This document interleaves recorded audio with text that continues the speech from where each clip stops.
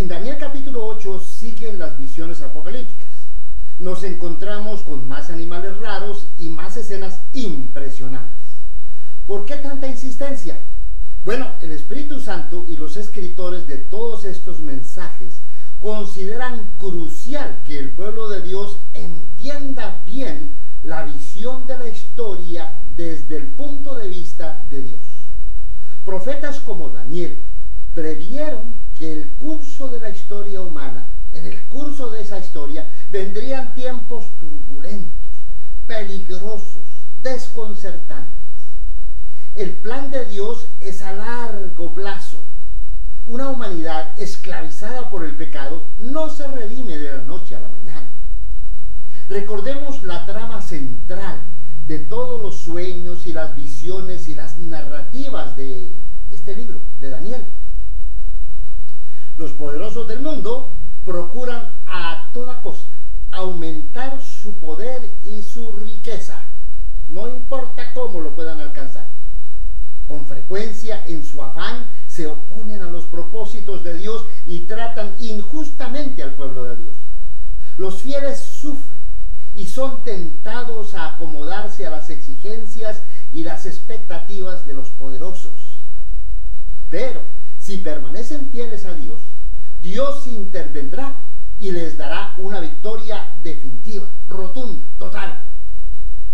Cualquiera que desee permanecer fiel en el camino de Dios debe grabarse esta trama en el corazón. El que entiende y vive conforme al guión de Dios sale avante. El que no se pierde en los tortuosos caminos que se inventan los seres humanos. En el capítulo 8 de este libro de Daniel encontramos otra película con la misma trama. Es otro episodio de la historia de la humanidad. Es otra época en la que los poderosos del mundo vuelven a intentar realizar sus ambiciosos proyectos, dándole la espalda a Dios. 3 años atrás, Daniel había tenido un sueño durante el primer año del reinado de Belsasar.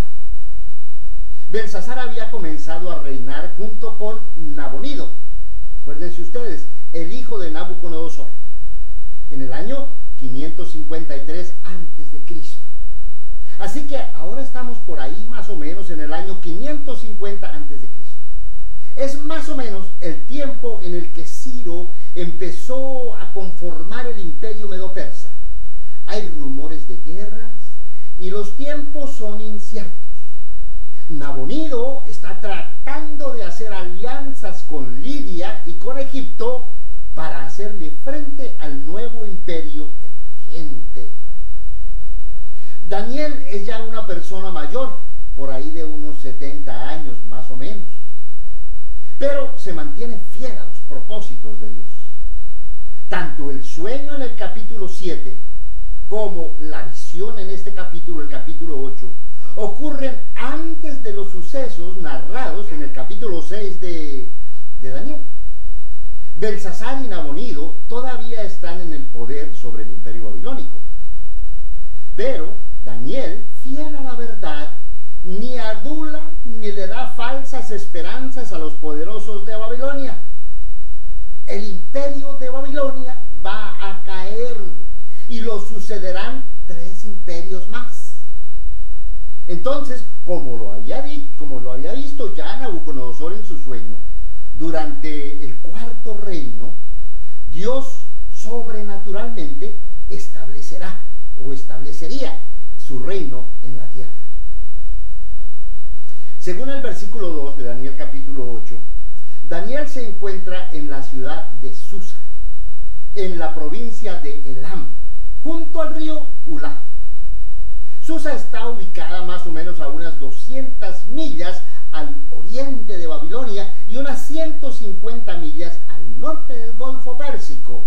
En esta historia no se define con claridad si Daniel estaba de cuerpo presente en Susa atendiendo algún negocio del gobierno babilónico o si en la visión él se vio a sí mismo allá. El caso es que en la visión La historia no se refiere a esta visión explícitamente como un sueño, como una visión. El profeta ve dos animales extraños, un carnero y un chivo. Acuérdense, dos animales, un carnero y un chivo. Leamos los versos 3 al 4 del capítulo 8 de Daniel. Dice: alcé pues mis ojos y miré que un carnero, estaba delante del río y tenía dos cuernos, y los dos cuernos eran altos, pero uno era más alto que el otro, y el más alto creció al último. Vi al carnero dando cornadas al este y al norte y al sur, y ninguna bestia podía mantenerse en pie delante de él. Y nadie podía liberarse de su poder, y hacía lo que quería, y se engrandeció tremendamente. El verso 20 del capítulo 8 dice claramente que este animal es símbolo del imperio medo-persa. No hay nada más que interpretar ahí. El ángel Gabriel le explicó a Daniel lo que significaba el carnero. Algunos detalles van a ser obvios en el transcurso de la historia del imperio medo-persa. Los dos cuernos, por ejemplo, representan el uno a los medos y el otro a los persas. El poder de los persas empezó más pequeño, pero llegó a ser mucho más grande. El imperio medo-persa era violento y conquistador, como el carnero, y se extendió precisamente hacia el norte, hacia el sur y hacia el occidente.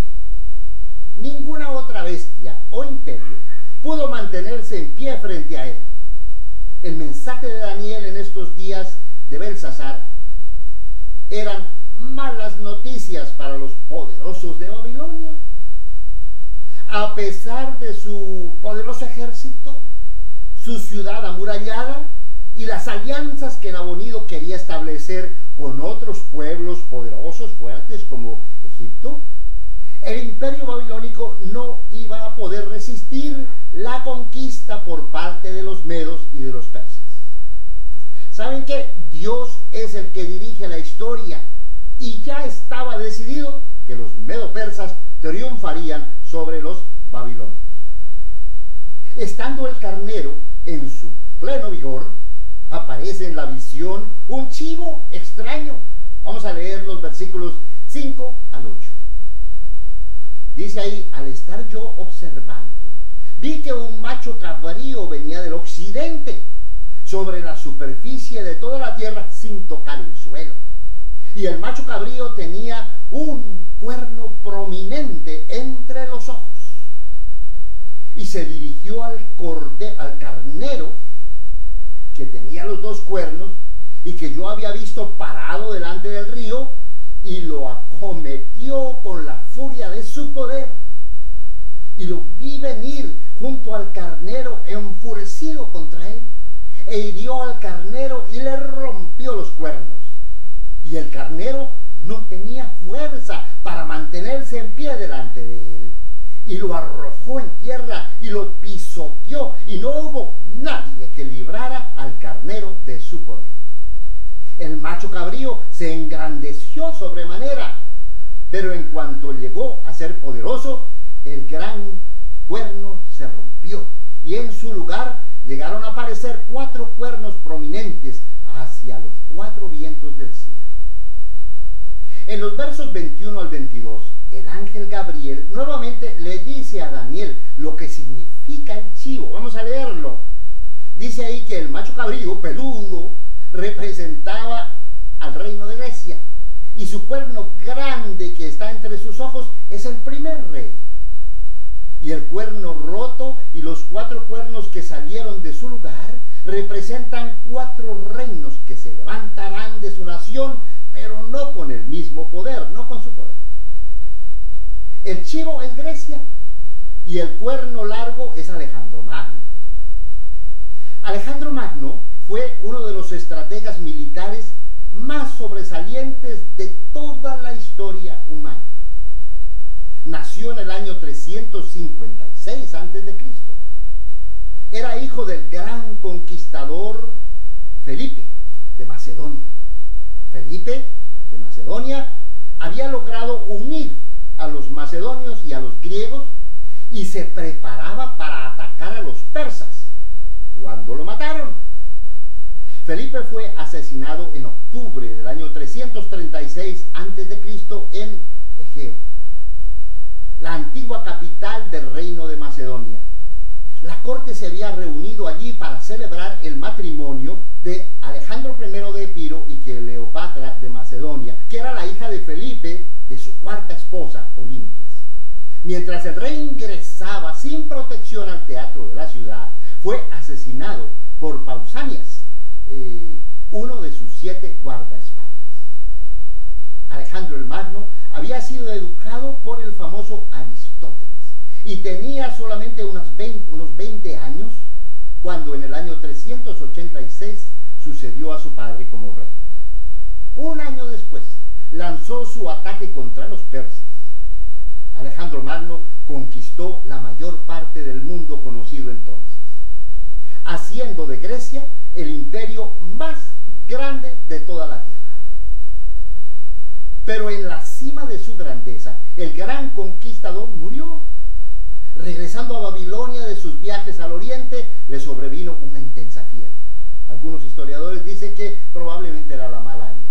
Y murió en julio 13 del año 323 a.C. a los 32 años de edad.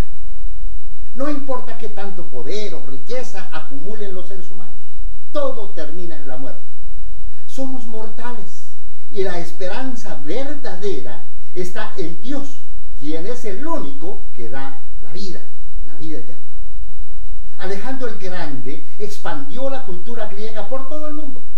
La lengua, la filosofía, el arte de Grecia se convirtieron en los baluartes de la civilización occidental. Sin embargo, lo más significativo del imperio griego es que, sin que Alejandro se lo imaginara, sus conquistas prepararon al mundo para la venida futura del Mesías que Dios tenía preparado. La salvación no estaba en la gloria de Grecia, ni en su filosofía. La salvación vendría a su debido tiempo, mediante el escogido, ungido de Dios. A la luz del Evangelio, este ungido de Dios era ni más ni menos que el Hijo de Dios que se hace o que se hizo completamente humano. En la próxima lección hablaremos del pequeño cuerno altanero que Daniel menciona en el resto de su visión y de otras cosas igualmente interesantes. Muchas gracias por haber visto este video. Denle un like, compártalo, suscríbase.